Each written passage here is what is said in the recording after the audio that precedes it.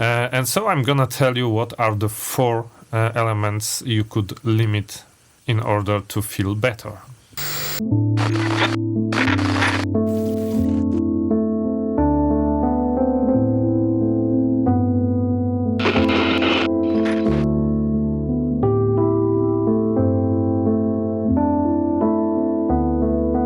Hello! Today we're gonna talk about how constraints make you more creative and more productive. And this may be a subject you are familiar with if you are following me on this YouTube channel. And if you are not, please subscribe and click the like button before you hear anything I will say today, because it's what YouTubers do, ask for likes before they deliver. As you may remember, I have ditched my smartphone 1 year ago. Not 1 year ago, please, 1 month ago. And I am noticing some changes basically in my mental health and also in my creativity, and I have already published a vlog episode saying that the less technology I use, the more creative I am. And I think it's for obvious reasons, because today technology is mainly hijacking our attention, and if your attention is being hijacked, you cannot be creative, rather you can be only reactive.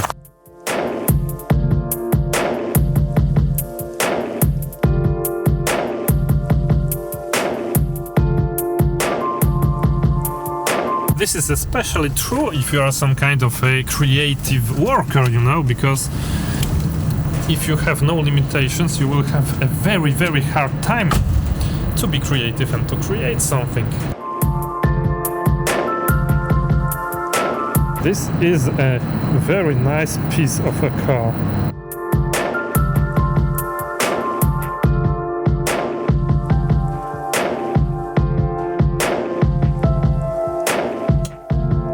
You see, this studio is the perfect example of how limits can increase creativity. There was a time when I thought that I should completely rebuild this studio, because this is a recording studio, in order to accommodate more place here, to be able to record full bands, etc.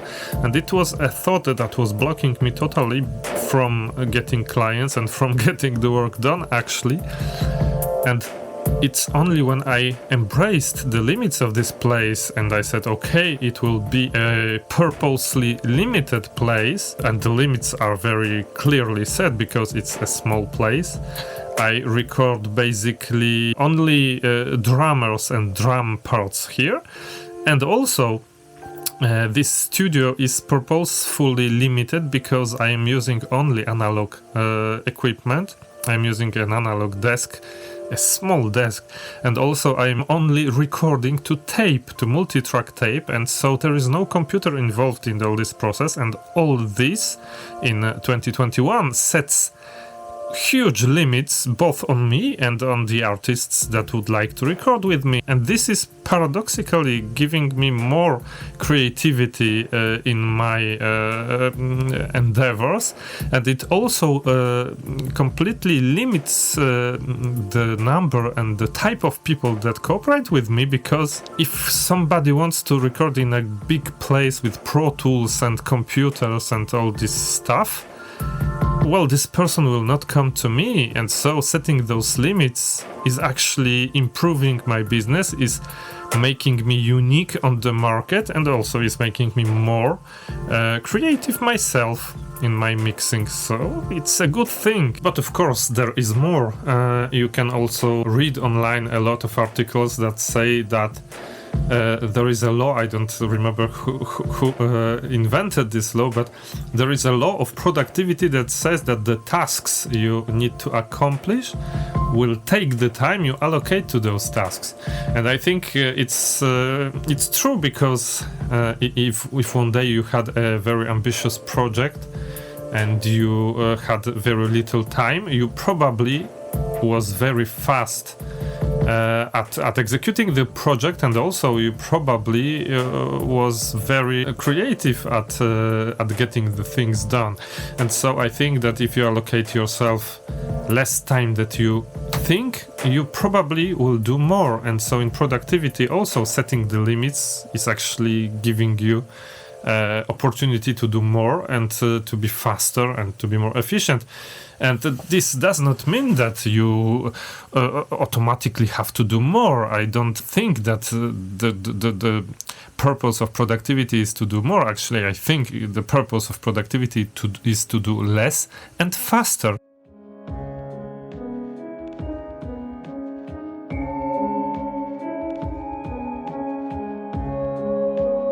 In life, you could probably benefit a lot of limiting purposefully things and of setting boundaries in order to be more happy, in order to be less anxious and less afraid, maybe. And so I'm gonna tell you what are the 4 elements you could limit in order to feel better. And no, I'm not gonna start by saying technology, because obviously you know that if you have to choose between spending time with your smartphone or spending time with your notepad, I would highly recommend the notepad. The first thing that is useful to be limited in your life, and to limit it purposefully, is to limit external influences on yourself. And what are those influences, you might ask? Well, it's advertising, it's opinions of others, it's beliefs of others, it's, I don't know, maybe some kind of a trend, of a market trend, or maybe a fashion trend also. And by limiting external influences, you will focus automatically more on yourself, on what you need and not others, and you will really start living your life and not the life of some kind of a marketing expert, or maybe of a news person, or maybe your friend, because our friends also have a lot of influence on ourselves, and it is very useful sometimes to filter their opinions and to think, is it really like that? Is it really something that would benefit me? A second thing that is useful to limit is to limit what we pay attention to. And so it is linked to limiting technology, and I think it is linked also to external influences, or rather to limiting external influences. Because if we limit what we pay attention to, we will also automatically focus more on ourselves. But it goes a little bit further. Limiting what we pay attention to is basically prioritizing what is important for us in our life. And this is something that is very rarely done by people. People don't think about their priorities. People don't think what is the most important thing in life and what is their goal. And I think limiting what we pay attention to is really key to prioritizing our lives. If, like me, you're a productivity nerd, you will probably think about tasks. And the third thing that is useful to be limited in your life are your tasks. Hey Jerzy, but why? Because if you try to do too much in your day, you will be stressed and you will be unfocused. Your focus will be scattered between the tasks you have to execute, and you will not have a feeling of advancing towards your goals. And I think this feeling of advancing toward your goals and of progress is one of the most fulfilling things in life. And the last thing I would suggest to limit in your life is limit your reach. And what is reach? Well, reach is when you purposefully don't treat other people's problems as your problems. It's basically when you purposefully say, okay, this person is acting, is reacting, is feeling like that, and it's not my problem. And this can be very useful in your private life, between your friends, your acquaintances, but it can be also very, very useful in a professional setting, at work, with your clients, etc. Because very often how people react to your work, to your advice, to what you say, will not be a reaction to you, but it will be rather a reaction to their problems, to their fears, to their thoughts, etc. And so saying, okay, but I think it's not my problem. I think how this person communicates, it's not my problem. I think how this person feels or how this person is unable to make a change in their business or in their life, it's not my problem, is very useful, because if you think that all the problems of all the people around you are also yours, but that basically will overwhelm you, and you will not be able to function correctly, and you will not be able to be focused on your goals. And so I think that limiting our reach in an emotional sense is very, very useful. And it's the fourth thing I am recommending to limit in your life in order to be more happy, more creative, and more productive.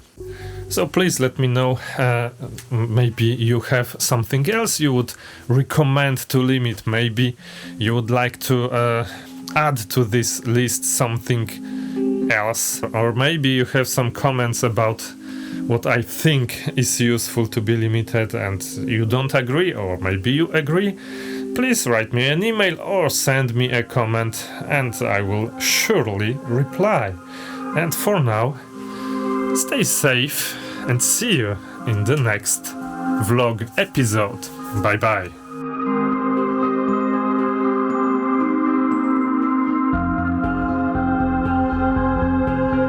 This is my daughter's school, and I have made a resolution today that I will film every day something. It doesn't mean that I will publish every day something, because I've been already a daily vlogger earlier on in my life, and I know how difficult it is, and I want to be more present with my family, which means that I will probably always choose to pass time with them than to edit, but I'm gonna film every day.